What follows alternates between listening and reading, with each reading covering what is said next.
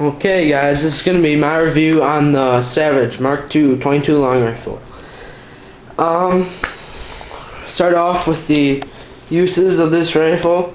It is a 22 long rifle, so there's not that much power, but you'd really be surprised at what you can do with it on small game. So saying that, that's basically what it is. It's for plinking and for small game hunting. A lot of people underestimate the 22 round, but it is pretty useful for what it is. Okay. Next part is varieties. Varieties of this Savage Mark II. There's a whole bunch of different varieties. They have wood stock, blued, stainless, sights, no sights, 5 round, 10 round clip. So yeah, there's a whole bunch of different varieties. This model does have the AccuTrigger. It's a synthetic stock and stainless barrel with fiber optic sights. It's the name of this model is Mark II FSS. And that basically stands for stainless with fiber optic sights. And I really like it for my 22 bolt action. It's a really nice gun. The capacity is, it has 10 round mags. From looking at the website, like this gun, they've changed a lot of things with this gun.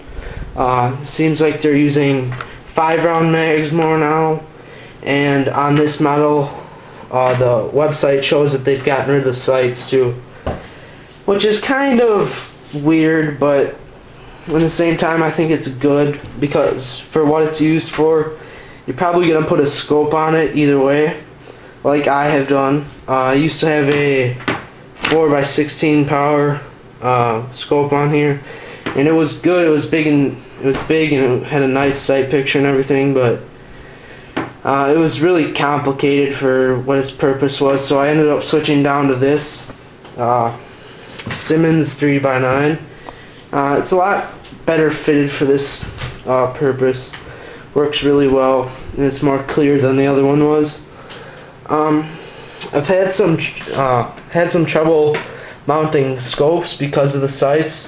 When I had that other 4x16 scope on there, it had a 44mm objective, so I couldn't really find sights that fit it. I ended up going with some see-through mounts just to be able to make it fit on here without hitting the sights. So that was kind of one of the things when I had noticed that they got rid of the sights on the website. I was kind of bummed out, because it would be nice if this actually didn't have them. But then again, they are really nice. I like the sights that are on here. It says Williams on there. Probably won't be able to see that. It says Williams right there. So I guess that's a brand that makes the sights, and they're really nice. On the back it's got a green fiber optic dot on both sides, and then on the front it's got a red one. I actually had that red one come out and it fell out, so I ended up super gluing that back in. Seems to be fine now, but they are really nice. I used them for a short period of time, and they were really good. I made shots out to 100 yards fine with them. If you're into iron sights, I'm trying to get better at iron sights, but most of my rifles will have scopes on them. On the subject of stainless, I do like the stainless models for most of my guns. It's just easier to take care of them, and to you don't end up with as much rust and all that from the humidity and all the changes that go on in weather. Next thing, materials. Like I said, it's stainless. It's got a synthetic stock. It is a really light rifle. It's 5 pounds, which when you pick it up, it almost feels like a BB gun because it's so light. But then again, that's good too if you're going to be shooting it all day. The magazine.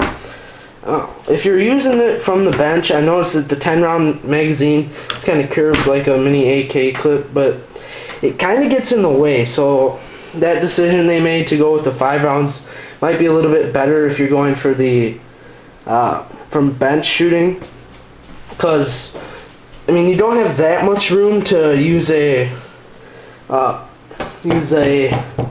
rest, and I usually end up running into hitting this, and then it just is uncomfortable. So I'd say the 5-round mags that they come with now are probably a little bit better, but then again, the 10 rounds are nice for hunting. If you're going to be out there, it's nice to have those extra rounds to play with. The length of this is, on the site now, the new one's listed as 20 3/4 inches. No, the new one is listed as 21-inch barrel.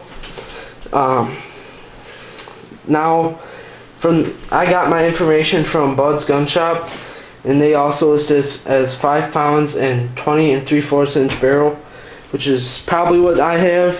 I haven't really measured, but the new one on the site, they say that it's 21 inches, so they might have lengthened that, or it might just be an error. Overall length is 39.5 inches, but it is pretty small. Of course, this is 22, so it's not going to be huge. Yeah, other than that, ergonomics. It's pretty good ergonomics. It's just basic 22, so it fits pretty good. Accessories, it's not a 1022, so you're not going to be having all that many accessories, and that's one of the things I kind of dealt with when I made the choice to go with this. You're not going to have a whole bunch of options, especially when I got it. They didn't have any stocks or anything that you could get. Now I think you can get replacement wood stocks and a whole bunch of different thumb hole stocks and all that. But yeah, so you don't have many accessories at all. I've got this sling. This is actually on loan to me because I'm going to be using this in a competition this weekend. So I've got this sling because it doesn't have a pad on it. The other sling I had there had a pad to carry it around because that's what I use on my shotgun, and I just transferred it over. So yeah, it's got the swivel studs and everything, so it's easy to mount a bipod in the sling. I do have a bipod on there before, which works really good. Value, I'd say it's really good. When I got it, I was originally going to go with a, I don't know if you'd say a lesser model, but it wasn't as decked out. I don't think I was going to get stainless, and it didn't have the fiber optic sights when I was looking at.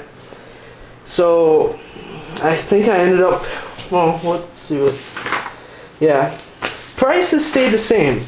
I think I ended up paying around $250 for it when I got it, and right now on Bud's it's showing that it can be had for $242, which is, I think it's a great value. I shoot this probably more than anything else in my collection, just because it's a 22 and it's so cheap to shoot. They've raised, even the 22 prices have gone up for ammo. Used to be able to get, not that long ago, I used to be able to get 550 rounds, the federal bulk packs for $15 or something like that. Just now it's, the last two I've gotten were $20 instead, so it's quite a jump for 22.